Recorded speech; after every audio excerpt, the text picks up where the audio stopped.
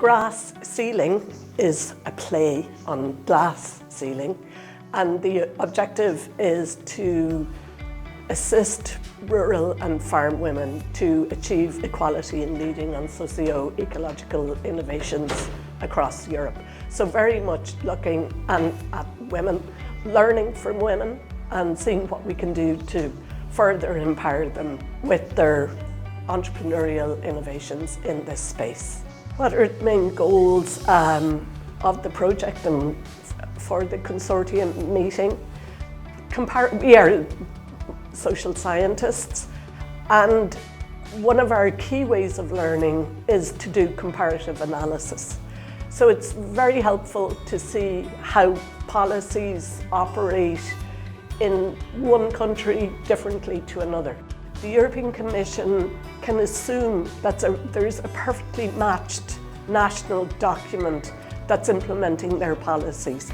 I'll give you some examples.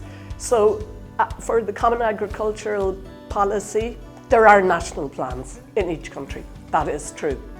But for the long-term vision for rural areas, for the Green Deal and the Food to Fork strategy, there are not.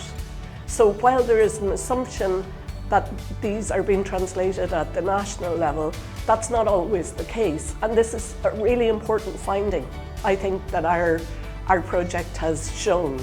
We compare the level of data and the gaps in data across the countries. So we can see that we don't have clear evidence of women's ownership patterns of land. So we know this is something that we need to address going forward. We can see that women approach enterprise in a different way, so they need access to microfinance, and there isn't sufficient microfinance available for women.